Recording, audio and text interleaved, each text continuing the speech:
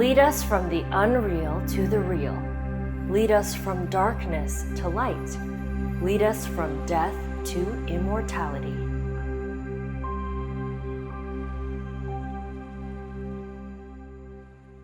Welcome to the Library of Faith. The passage you just heard is an ancient Hindu prayer for spiritual enlightenment. But it's also a fitting metaphor for the importance of sacred texts in religious traditions. In the minds of readers, written records take these beliefs from being unfamiliar and unreal to something very real. Knowledge illuminates the mind, so learning about sacred beliefs and practices brings adherence from darkness to light. Without an organized oral or written record, belief systems could die out. However, preserving them allows sacred knowledge to be brought to immortality, lasting forever. This text is proof of that. It comes from the Upanishads, a set of holy Hindu scriptures that are over 2,500 years old. Yet today, over 1 billion people consider these to be sacred words.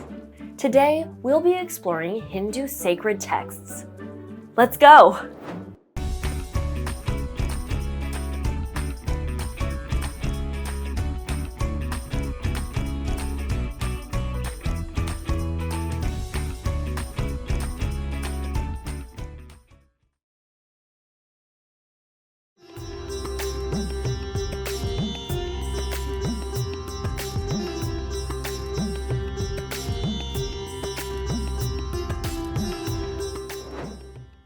You may usually associate a religion with one specific holy book. Hinduism, however, uses a variety of them.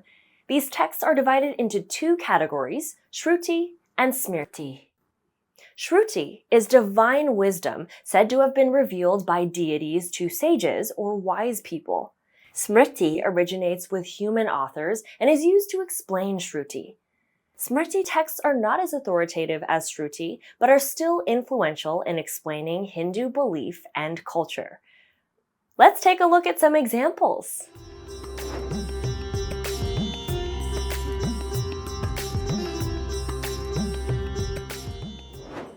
As you learned in our previous lesson, during the Vedic period, a series of texts known as the Vedas were composed. The Vedas are Shruti, or divinely revealed. There are 4 Vedas, passed down orally by sages before being recorded in Sanskrit. The term Veda literally means knowledge, as these texts form the basis for Hindu belief and practice. The importance of the Vedas cannot be overstated. Like India's culture, Hinduism is incredibly diverse. But what unites Hindus are the Vedas. It's generally accepted that those who follow the Vedas can be described as Hindu, and those who don't are not. In the oldest and most important Veda, the Rig Veda, a foundational pillar of Hinduism is revealed. Truth, also rendered God, is one. The wise call it by various names. Try your best to interpret the meaning of this verse in your guided viewing.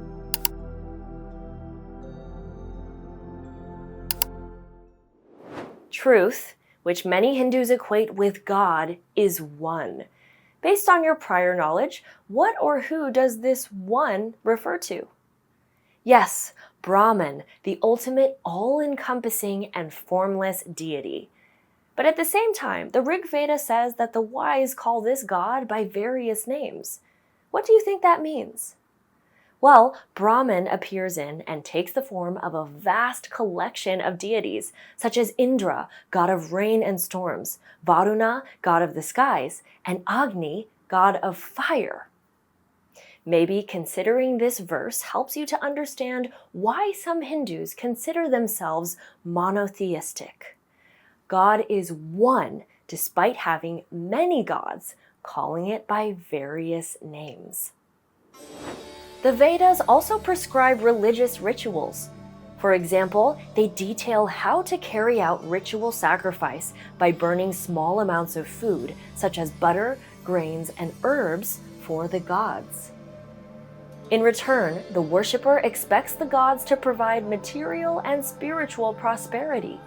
This ritual practice of offering small sacrifices of food is still performed by Hindus today, 3,000 years after the Vedas were written. The Vedas are wide-ranging, describing beliefs and practices as well as social and ethical guidelines. Rituals contained in the Vedas also include hymns and chants that Hindus repeat in order to honor the gods. All in all, the Vedas lay the groundwork for Hinduism's basic practices. Before moving on, take a minute to complete your review task on the Vedas.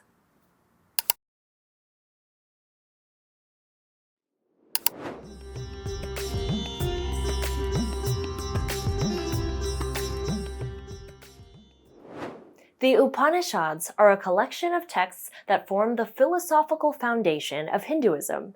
They were composed toward the end of the Vedic period and make up the final part of the Vedas. They are also considered Shruti.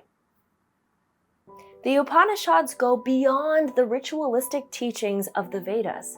Instead, they explore deep questions about the purpose of life, the nature of reality, and the relationship between the self, or Atman, and Brahman. Let's open up the Upanishads to reveal an important Hindu belief. This self is Brahman. Try your best to interpret the meaning of this verse in your guided viewing.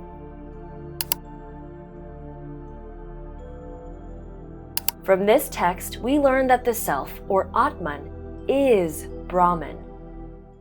This is a profound statement. Why? Well, look at yourself in a mirror. Are you simply you, or are you part of something bigger than yourself? According to Hindus, you are more than you. You are part of this everlasting and all-encompassing deity of Brahman. If this verse is speaking to all of us, the text implies that we are all part of Brahman. Knowing that, think about the principle of ahimsa, or non-violence. How does ahimsa fit into this concept? Well, if everyone is part of Brahman, then hurting another person is hurting yourself. Rather than looking at everyone and everything as separate, the Upanishads reveal the interconnected nature of the universe. That's a pretty big realization. How do you think learning about this concept of Atman and Brahman might influence someone's behavior?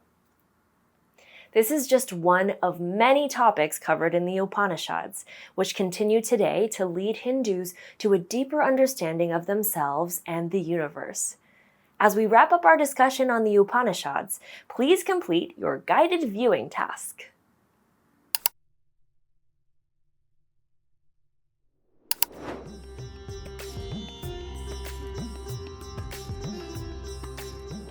Our final category of Hindu literature is considered Smriti, or originating from a human source. The Mahabharata and the Ramayana are two epic Sanskrit poems. The Puranas are a collection of mythological stories, traditions, and legends. Together, they tell stories of interactions between humans and deities and teach lessons that help reinforce Hindu belief. The epics and Puranas are a blend of history, mythology, and cultural stories. To see how these writings help us understand Hindu belief, let's take another look in the mirror. According to the Upanishads, you are part of something bigger than yourself. But do you appear to be? No, you look like an individual, your own self. But the Bhagavad Gita, one of the most important scriptures of the epic poem Mahabharata, reveals why. The Gita teaches about a concept called Maya. According to Hinduism, Maya is an illusion that obscures the true nature of reality. Maya causes people to perceive the world as a series of separate entities rather than recognizing the unity of all existence. According to Hindu belief, if you see yourself as separate, you are being deceived by the illusion of Maya.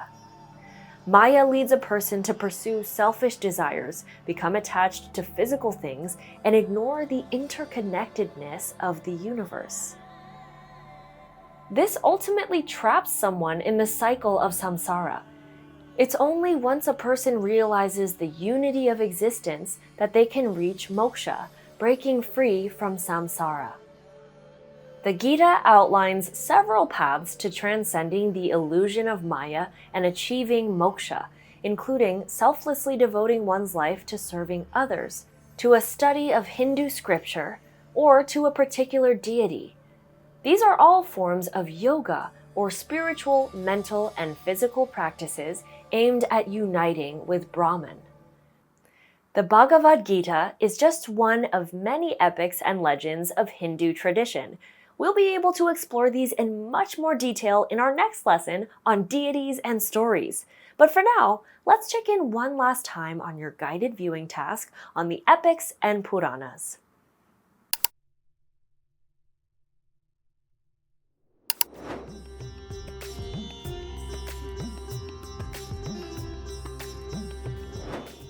Well, curious souls, it's time to put these sacred Hindu texts back on the shelf.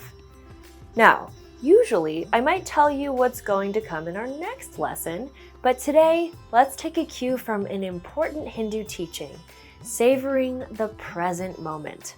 Whether Hindu or not, that's something we all can benefit from. So, I leave you with this verse commonly attributed to the ancient poet Kalidasa. But today, well lived, makes every yesterday a dream of happiness, and every tomorrow a vision of hope. Look well, therefore, to this day. Until next time, stay curious.